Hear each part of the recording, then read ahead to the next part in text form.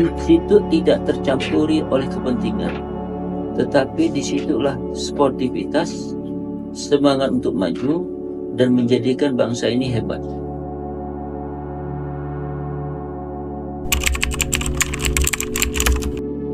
Tiga kata: perdamaian, kesuksesan, keridhaan.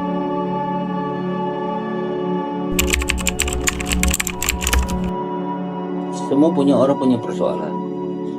Persoalan itu baik dilakukan manusia itu sendiri dan manusia lainnya. Kesuksesan itu dilatar belakangi orang yang tidak melakukan apa yang dalam pikirannya untuk mencapai itu. Apa yang dalam pikirannya tidak difokuskan menjadi kemantapan dia untuk mencapai itu.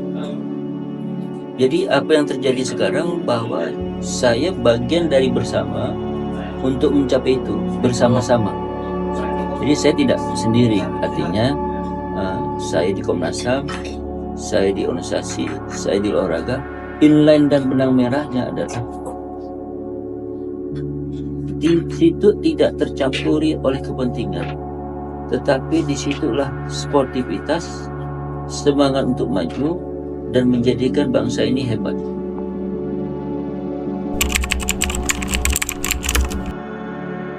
Kalau di kota, serapannya langsung kepada masyarakat, jadi kita ketemu langsung komunikasinya, dan itu langsung dirasakan. Kalau di provinsi itu lebih cenderung kebijakan, ilegalnya itu seseorang tokoh di provinsi itu dia memang mewakilkan dapilnya masing-masing, menjadikan sesuatu yang elegan. Jadi kemampuan seorang tokoh mewakilkan kabupaten kotanya, dapilnya, dia akan menunjukkan kemampuannya masing-masing. Bagaimana dengan kecamatan yang saya pernah di kecamatan mewakil, sama saja, cuman lebih sentuh kepada publik. Apakah di DPRD provinsi, DPR RI tidak sentuh publik, tapi cenderung bicara sudah mulai kebijakan makro untuk bagaimana kebijakan itu dapat dirasakan oleh masyarakat.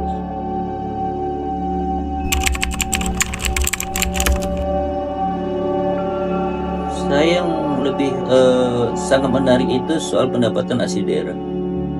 Pertama tentu bagi hasil ekspor yang memang PAN mendorong untuk pendapatan lebih besar, karena catatan-catatan itu kami menduga itu tidak sesuai dengan harapan. Contoh, hasil ekspor Kalimantan Barat lalu tidak tercatat di Kalimantan Barat. Karena apa? Misalnya pelabuhan kita belum siap dan alasan sebagai macamnya. Jadi pertanyaan saya, kapan kita mau siap? Barang kita udah tidak ada nanti. Maka alat pacu kami fraksi PAN untuk bagi memacu bahwa bagi hasil ekspor itu untuk pendapatan asli daerah itu meningkat. Peningkatan pendapatan asli daerah mempengaruhi pembangunan di Kalimantan Barat, karena hampir seluruh Indonesia ini, apalagi sekarang efisiensi, terjadinya kemandirian itu sangat-sangat nyata. Sibuk sekarang pada masyarakat di seluruh Indonesia itu, aktivitas seorang kepala daerah itu ditunjukkan menyentuh publik dan banyak diskresi yang diputuskan terus, yang tahapan-tahapannya memang sangat momentum sekali bagi kehadiran kepala daerah seluruh Indonesia, termasuk Kalimantan Barat. Nah, selain memang arah bagi hasil border darat yang memang kami concern kepada itu, supaya ekspor barang kita bagus darat ke luar negeri lewat Malaysia, Sarawak, dan juga mengurangi inflasi, pembiayaan angkutan barang dan jasa itu mempengaruhi inflasi daerah. Tergantung orang yang merasakan, ya. Ada juga orang minta segera keputusan-keputusan itu. Sekarang kepala daerah sudah main segera juga kan, diskresi yang dilakukan kepala daerah, dan ini mungkin mengejutkan ke masyarakat. Stempel bagi kita diperdebatkan kami juga di sini. Artinya kami tidak ingin menjadi barang stempel. barang yang cuma dilegalitas kan nggak mau. Terakhir itu LKPJ rapat beberapa hari lalu berhenti karena pemerintah menunjuk kepala dinas tidak hadir, lalu kami mempertanyakan seluruh angka-angka, tidak bisa dijawab karena SKPD-nya harus hadir dan penanggung jawabnya kepala dinas tidak hadir. Kami tidak melanjutkan. Itu salah satu bukti bahwa kami bukan berarti barang yang sudah lewat ini dilaporkan lalu kami terima begitu saja, apalagi perencanaan pembangunan nanti.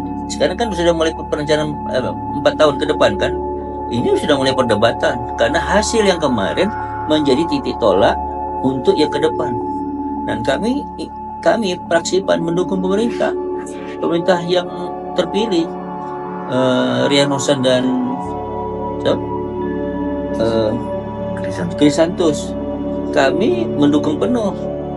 Tapi kami mendukung penuh dengan cara apa? Mendorong, ya tadi sisi pendapatan saudara meningkat, penyelesaian di tengah masyarakat selesai, yang lama-lama yang tidak selesai kita selesaikan, konflik-konflik yang memang masih ada kita selesaikan. Kita minta bahwa jangan sampai adanya masyarakat menggunakan fasilitas kelembagaannya untuk memanfaatkan, menekan masyarakat lainnya. Kalau kesalahan sedikit itu menjadi alat tekan. Mana kita Indonesia nih? Mana kita yang katanya berbudaya?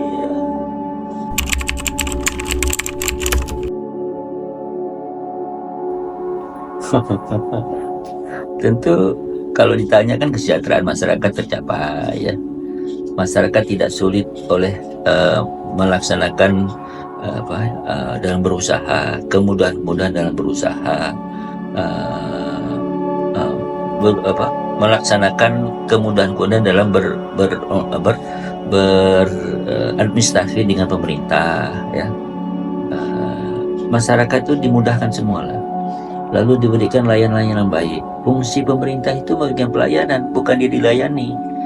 Logo kami itu sama dengan pemerintah, kami ini mesti melayani masyarakat, tapi ada batas-batas yang memang harus kita perjuangkan. Lalu saya tidak bisa sendiri, saya juga ada berkompromi dengan teknis, dengan pemikiran politik orang politik lainnya, dengan cara pikir latar belakang yang berbeda kan. Nah, kompromi itulah menciptakan sesuatu kesimpulan, bisa cepat bisa lambat. Lain lagi kepentingan partai politik dengan sikapnya masing-masing. Tapi saya membacanya bahwa kesimpulan anggota DPRD seluruh Indonesia mestinya sama dengan yang kayak saya sebutkan tadi. Tidak ada persoalan di tengah masyarakat, tidak ada persoalan yang tidak terselesaikan, tidak ada persoalan yang memang harus kita lakukan untuk kemajuan bangsa dan negara ini.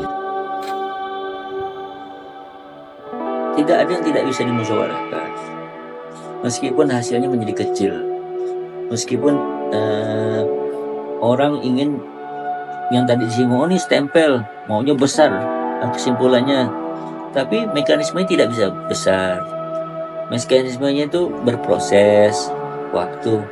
Apakah tidak diikuti terus? Ya tetap kita ikuti terus perkembangannya. Kalau bertanya sikap yang tidak keputusan-keputusan yang tidak menjadi keputusan yang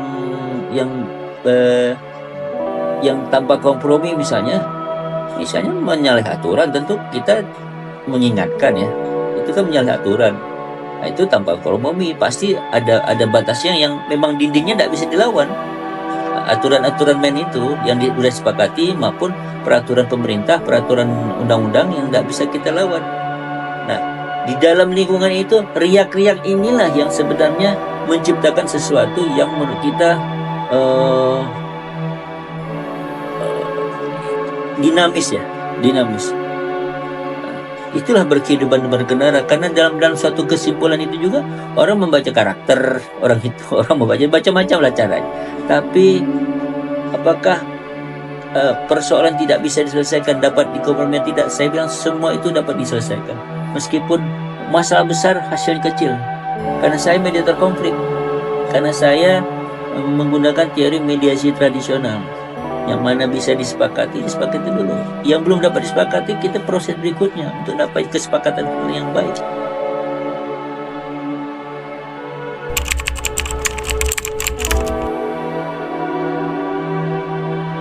Tentu saya berharap Kalimantan Barat menjadi contoh perdamaian di Indonesia, bahkan di dunia. Begitu banyak kebudayaan ada di Kalimantan Barat, begitu banyak orang menghargai kedudukan orang luar masuk ke Kalimantan Barat, begitu besar orang menciptakan kelompok-kelompok baru, organisasi baru yang nuansanya nuansa kebudayaan, nuansanya suatu organisasi kebudayaan. Tapi saya menginginkan seluruhnya itu menjadi contoh bahwa kemajemukan dalam satu provinsi ini yang terjadi di tengah masyarakat, dan Kalimantan Barat menjadi contoh secara nasional maupun internasional.